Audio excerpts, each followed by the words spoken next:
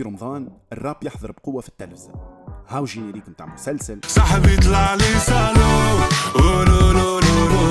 هاو ماركة متاع جازوز، نفسي خذ مليون تلقاها في ثانية بكي ما لقيتش ما تقول حسبي سخانة عليا، ولا حتى تليفون مضخم وغالي.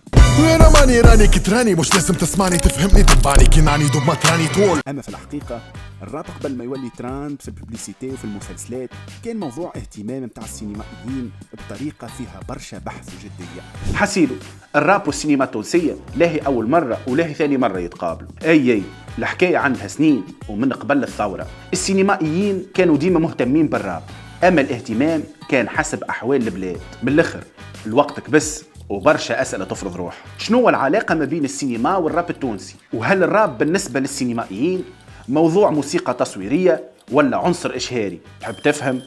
تبع الرشم.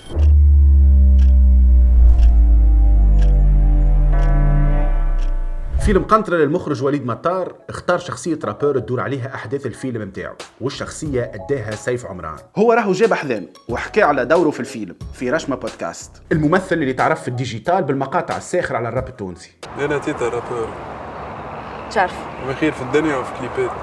سامحني ما نعرفكش. فيلم مطار كان زادة كامباك للرابور محمد أمين حمزاوي، مش من وراء الميكرو أما قدام الكاميرا، اللي يمثل معاه زادة في فيلم شرش عام 2017. داير حمزاوي كرابور كان موجود في برشا أفلام أخرين. أي شد عندك عندنا كورميتراج رحلة الجميل النجار عام 2022. عندك ريزرفاسيون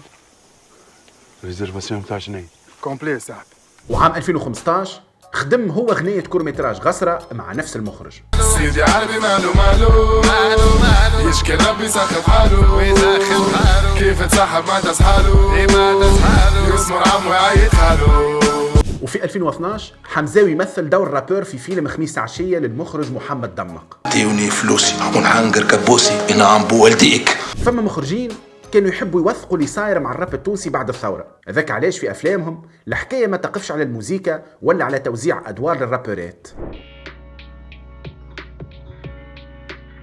المخرجين التوانسة كانوا مهتمين بالراب كحركة فنية في السياق الثوري، وراو ضرورة توثيق تطورها وتفاصيلها في الفترة هذيك، وهكا سينما الواقع القات في الراب أحسن حليف. الحكاية بدأت من 2011 مع حسن عبد الغني في فيلموه جولدن مان اللي تبع فيه الرابور مادو. وفي فيلم فتح الله تي في المخرجة وداد زغلامي غطست في زناقي جبل جلود مع جروب ملحومة اولد ناين سكول، وتبعت حليم وبازا وتيجا 10 سنين. في جبل جلود زادة صور عبد الله يحيى فيلم نحن هنا، واهتم بكوكي وجاكو وبازا في سياق عام 2012 والفوف على الثورية. مسكن حالك المهانة حتى بطاقة عريض ما ناخذوش جيعان دولة عايشين ما خلصش مواطن نتكلم على الحق لا صويلي ما عايش وريال فهمني خويا كم سافر لحوام الفقر نقمة. وفيلم تونيزيا كلاش متاع هند المدب وثق فترة مهمة في الراب التونسي ما بين 2013 و 2015.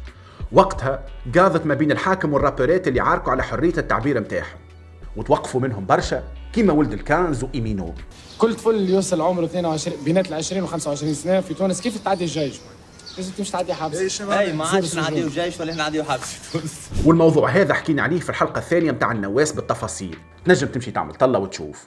والمخرجين ركزوا زادة مع الراب وثقافة الهيب هوب عموما للبرة من العاصمة، وأحسن مثال أفلام كيما فلور دو بيتوم مع كارولين بيكار وكارين مورال، وفيلم ان سيركل اوتور دون دانس للمخرجة منى لوحيشي. وفخري غزال في كل متراج أهل الكهف تبع الباركور متاع زوز رابورات حرقوا من رديف في النانت في فرنسا. والفيلم هذا تحديدا تميز بالستيل اكسبيريمنتال متاعه. اهتمام السينمائيين التوانسة بالراب والرابورات مش جديد، وكان موجود حتى من قبل الثورة. أول لقاء بين السينما والراب التونسي عنده محسوب 30 عام. أي كما سمعت عام 1996 المخرجة نادية فارس في فيلموها عسل ورماد أعطت دور للرابور سليم لارناوت. ومش هذا كهو، خذات زاد غنيته لولد في الساوند تراك متاع الفيلم. لولد تحيته سطرها له برمجها له الطبزة أمه اختارتها له من غير ما يشوف. عام 2004 التوانسة اكتشفوا في السينما صوت رابور مغمور باش يعرفوه مليح بعد سنين. وقتها ما في بالهمش اللي ملاين باش يحفظ غنياته.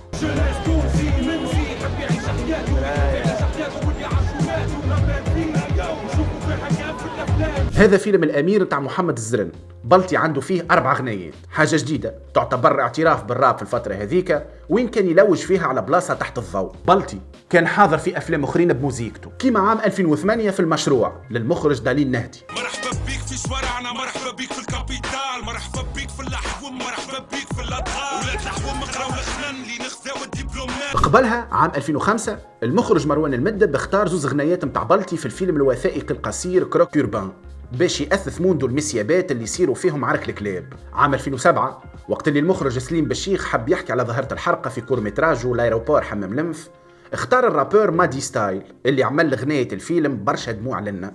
قاعد نشوف في برشا دموع لنا، قاعد نشوف في برشا بكاع الحكة تقولي لا لنا، باش نستنى لازم نهرب لبعيد، لعل نلقى جنة اللي نتمنى نولي فيها عبد جديد. قبلها بعام في 2006 النوري بوزيد اختار الراب باش يعرف ببهدة بطل فيلموه ميكينج اوف اللي ربح تاني دور في جي سي سي عام 2006.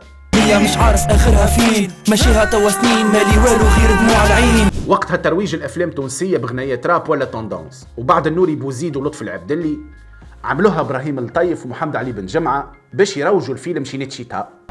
مهبول بطل هكا حبوني نعيش، ما عرفوش فوسيني انا ما فهموش شينيتشيتا. صحيح برشا سينمائيين ركزوا مع الراب وتناولوه كموضوع فني وكموزيكا لافلامهم. كان السينما عطى شرعيه للراب وقت اللي لوج على الريكونيسانس، وكان السينما اهتم بيه كحركه ثقافيه لازم توثيقها، او كطفره سياسيه تستاهل الفهم، او كظاهره اجتماعيه تستوجب التحليل. ما اعتمدش برشا على الراب باش يحسن في شعبيته، امور ما يطلبه الجمهور عندها ناسها.